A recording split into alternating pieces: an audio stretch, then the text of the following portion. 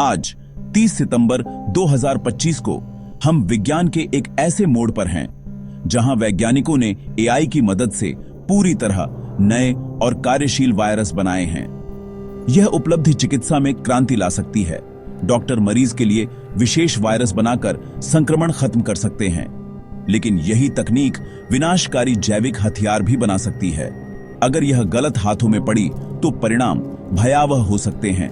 वैज्ञानिकों ने एक एआई मॉडल बनाया जो वायरस के जेनेटिक कोड को पढ़ और लिख सकता है। क्या हम इस जिम्मेदारी के लिए तैयार हैं? एआई निर्मित वायरस वरदान या खतरा? हमें इस नई शक्ति के साथ बेहद सावधानी से आगे बढ़ना होगा। इस खोज के पीछे सबसे बड़ी वजह है एंटीबायोटिक प्रतिरोध। दशकों से एंटीबायोटिक्स ने हमें बचाया, लेकिन अब बैक्टीरिया इन दवाओं के खिलाफ प्रतिरोधी हो चुके हैं। हर साल लाखों लोग साधारण संक्रमणों से मर रहे हैं। विशेषज्ञ चेतावनी देते हैं, अगर समाधान नहीं मिला तो 2050 तक सुपरबग्स हर साल 1 करोड़ लोगों की जान ले सकते हैं। मामूली चोट भी जानलेवा हो सकती है। इसी मजबूरी ने वैज्ञानिकों को फेज थेरेपी की ओर मोड़ा, जहां बैक्टीरिया को मारने के लिए प्राकृतिक वायरस फेज का इस्तेमाल होता है। लेकिन सही फेज ढूंढना बेहद मुश्किल और धीमा है।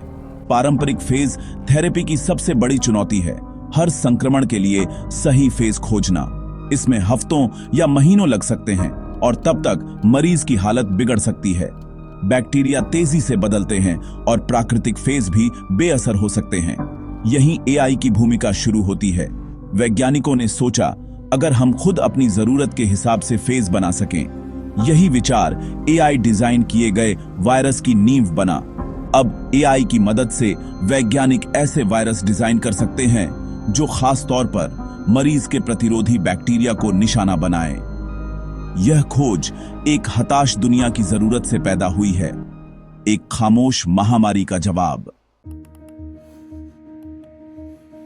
इस उपलब्धि के केंद्र में है ईवो, एक एआई मॉडल जिसे प्रोफ्लुएंट बायो ने विकसित किया। जैसे चैट जीपीटी भाषा सीखता है, वैसे ही ईवो ने डीएनए की भाषा सीखी। इसे लाखों वायरस और जीवों के जीनोम पर प्रशिक्षित किया गया, जिससे यह अब तक का सबसे बड़ा जैविक एआई मॉडल बन गया। ईवो ने सीखा कि कौन से जीन वायरस को बैक्टीरिया से जोड़ते हैं, कौन से उसे अपनी प्रतियां बनाने में मदद करते हैं और कौन से बैक्टीरिया को फोड़कर नए वायरस बाहर निकालते हैं। ईवो अब केवल मौजूदा जीनों की नकल नहीं करता, बल्कि खुद नए कार्यशील वायरस के ब्लूप्रिंट बना सकता है। वैज्ञानिकों ने ईवो को चुनौती दी, ऐसे वायरल जीनोम बनाओ जो प्रकृति में नहीं है। ईवो ने 302 संभावित वायरल जीनोम तैयार किए। ये ब्लूप्रिंट सिर्फ यादृच्छिक कोड नहीं थे। एआई को भरोसा था कि ये असली काम करने वाले वायरस बन सकते हैं। ईवो की खासियत है, यह अलग अलग वायरस के सर्वोत्तम गुण मिलाकर सुपर वायरस बना सकता है जो प्राकृतिक वायरस से भी बेहतर हो। यह तकनीक अब केवल विश्लेषण नहीं, बल्कि जैविक दुनिया में निर्माण भी कर सकती है। ईवो के बनाए 302 वायरल ब्लूप्रिंट को वैज्ञानिकों ने लैब में डीएनए के रूप में सिंथेटिकली तैयार किया और वायरस कण बनाए। असली परीक्षा थी, क्या ये एआई डिजाइन किए गए वायरस असल में काम करेंगे? इन वायरसों को ई कोलाई बैक्टीरिया के साथ मिलाया गया। नतीजे चौंकाने वाले थे। 16 एआई डिजाइन किए गए वायरस जीवित हो उठे। इन्होंने ई कोलाई को संक्रमित किया, अपनी संख्या बढ़ाई और बैक्टीरिया को फोड़कर बाहर निकले, ठीक वैसे ही जैसे प्राकृतिक वायरस करते हैं। कुछ एआई जनित फेज प्राकृतिक फेज से भी ज्यादा असरदार निकले। यानी एआई नकल ही नहीं, बल्कि सुधार भी कर सकता है। यह सफलता दिखाती है कि हम एआई से प्रकृति के अरबों साल के विकास को हफ्तों में दोहरा सकते हैं। ये सभी परीक्षण अभी तक केवल लैब में हुए हैं, किसी जानवर या इंसान पर नहीं। लेकिन इन 16 वायरसों की सफलता ने चिकित्सा के भविष्य के लिए नए दरवाजे खोल दिए हैं। एआई डिजाइन किए गए वायरस चिकित्सा में क्रांति ला सकते हैं, खासकर व्यक्तिगत इलाज में। भविष्य में डॉक्टर मरीज के संक्रमण से बैक्टीरिया का नमूना लेंगे, उसका जेनेटिक कोड एनालाइज करेंगे और एआई से कस्टम वायरस बनाएंगे जो सिर्फ उसी बैक्टीरिया को मारेगा। यह प्रक्रिया जो पहले महीनों लेती थी, अब कुछ दिनों में हो सकती है। पारंपरिक एंटीबायोटिक्स अच्छे बुरे सभी बैक्टीरिया को मारती हैं, लेकिन एआई डिजाइन फेज सिर्फ हानिकारक बैक्टीरिया को निशाना बनाएंगे। साइड इफेक्ट्स कम होंगे। अस्पतालों में संक्रमण के प्रकोप को रोकने के लिए भी यह तकनीक बेहद असरदार हो सकती है। जैसे ही कोई नया सुपरबग सामने आए, एआई से तुरंत असरदार फेज कॉकटेल तैयार किया जा सकता है। यह तकनीक हमें बैक्टीरिया के विकास को समझने और लगातार बेहतर फेज डिजाइन करने में भी मदद करेगी। यह खोज इलाज के प्रति हमारा नजरिया बदल सकती है। हर मरीज के लिए खास इलाज, लाखों जानें बचाने की संभावना। एआई डिजाइन वायरस की क्षमता सिर्फ मानव चिकित्सा तक सीमित नहीं, यह कृषि, पशुपालन और पर्यावरण में भी क्रांति ला सकती है। किसान अपने पशुओं या मछलियों को संक्रमित करने वाले बैक्टीरिया के लिए कस्टम फेज इस्तेमाल कर सकते हैं। एंटीबायोटिक की जरूरत घटेगी।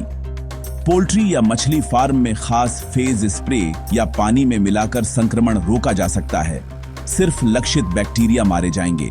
इससे खाद्य सुरक्षा बढ़ेगी और एंटीबायोटिक प्रतिरोध का प्रसार रुकेगा। पर्यावरण में एआई डिजाइन फेज प्रदूषण नियंत्रण में मदद कर सकते हैं, जैसे तेल रिसाव साफ करने वाले बैक्टीरिया की क्षमता बढ़ाना। जल निकायों में हानिकारक शैवाल को नियंत्रित करने के लिए भी खास फेज बनाए जा सकते हैं। भविष्य में हम अपने शरीर के माइक्रोबायोम को भी एआई डिजाइन फेज से बेहतर तरीके से प्रबंधित कर सकते हैं। इस तकनीक का असर हमारी प्लेट से लेकर पूरे ग्रह तक महसूस किया जा सकता है। हर महान शक्ति के साथ बड़ी जिम्मेदारी आती है।